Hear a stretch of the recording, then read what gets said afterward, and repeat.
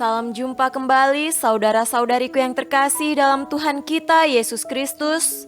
Salam sejahtera untuk kita semua. Berkat Allah yang Maha Kuasa senantiasa menyertai kita.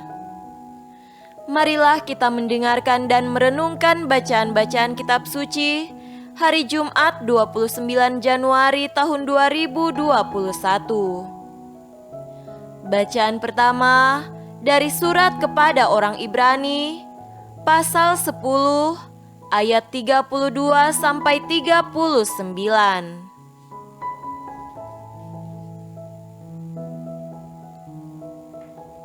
Ingatlah akan masa yang lalu.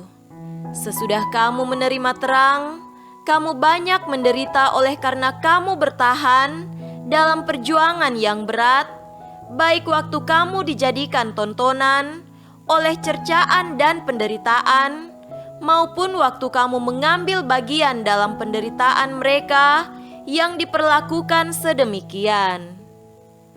Memang kamu telah turut mengambil bagian dalam penderitaan orang-orang hukuman, dan ketika harta kamu dirampas, kamu menerima hal itu dengan sukacita, sebab kamu tahu bahwa kamu memiliki harta yang lebih baik dan yang lebih menetap sifatnya. Sebab itu, janganlah kamu melepaskan kepercayaanmu, karena besar upah yang menantinya. Sebab kamu memerlukan ketekunan, supaya sesudah kamu melakukan kehendak Allah, kamu memperoleh apa yang dijanjikan itu. Sebab sedikit, bahkan sangat sedikit waktu lagi, dan Ia yang akan datang sudah akan ada tanpa menangguhkan kedatangannya. Tetapi orangku yang benar akan hidup oleh iman, dan apabila ia mengundurkan diri, maka aku tidak berkenan kepadanya. Tetapi kita bukanlah orang-orang yang mengundurkan diri dan binasa, tetapi orang-orang yang percaya dan yang beroleh hidup. Demikianlah sabda Tuhan. Syukur kepada Allah.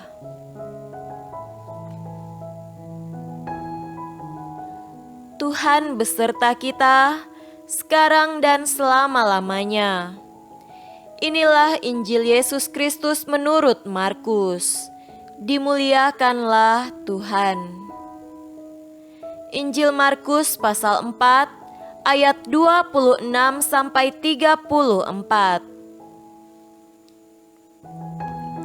Lalu kata Yesus, "Beginilah hal kerajaan Allah itu.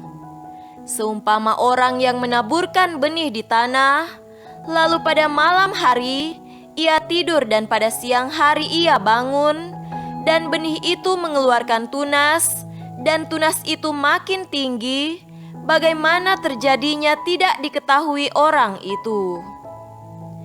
Bumi dengan sendirinya mengeluarkan buah, mula-mula tangkainya, lalu bulirnya, kemudian butir-butir yang penuh isinya dalam bulir itu. Apabila buah itu sudah cukup masak, orang itu segera menyabit, sebab musim menuai sudah tiba." Katanya lagi, "Dengan apa hendak kita membandingkan kerajaan Allah itu, atau dengan perumpamaan manakah hendaknya kita menggambarkannya? Hal kerajaan itu seumpama biji sesawi yang ditaburkan di tanah. Memang biji itu yang paling kecil daripada segala jenis benih yang ada di bumi.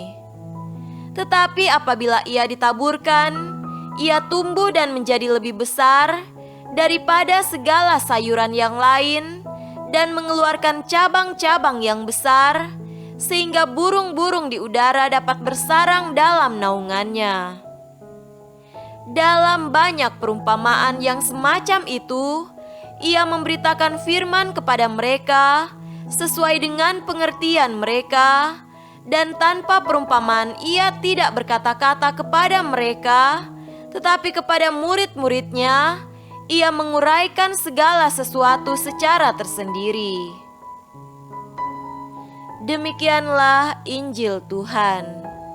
Terpujilah Kristus. Saudara-saudariku yang terkasih dalam Tuhan kita Yesus Kristus, tema renungan kita pada hari ini adalah memutuskan lalu menumbuhkan. Ada seorang yang sangat sulit bermurah hati dalam hidupnya. Namun dalam perjalanan waktu, ia menyadari sikapnya itu. Lalu ia memutuskan untuk bertobat dan mulai bermurah hati. Setiap hari ia bermurah hati kepada setiap orang hingga bertahun-tahun lamanya.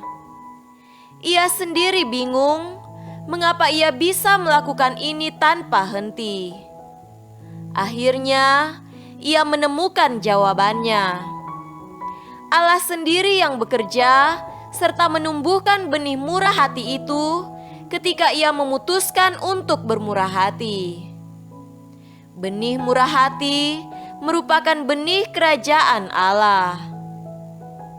Saudara-saudariku terkasih, ada dua perumpamaan, namun mengacu pada dua titik yang sama, yakni benih dan pertumbuhan.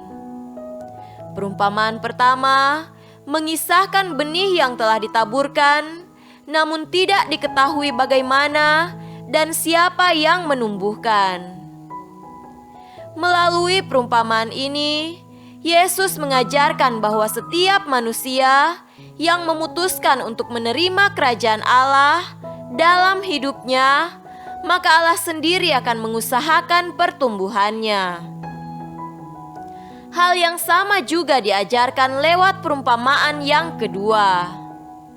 Meskipun biji sesawi adalah benih sayuran yang paling kecil di antara semua jenis sayuran, apabila ia ditanam maka akan bertumbuh menjadi pohon yang sangat besar. Hal demikian juga berlaku bagi benih kerajaan Allah. Jika manusia menerima kerajaan Allah di dalam hidupnya, maka Allah bekerja serta mengusahakan pertumbuhannya. Allah juga mau mengusahakan pertumbuhan kerajaan Allah di dalam diri kita jika kita memutuskan untuk menerima benih kerajaan Allah itu. Belajarlah dari cerita tadi. Ketika kita memutuskan, pada saat itu juga Allah akan bekerja dan menumbuhkan. Semoga demikian. Amin.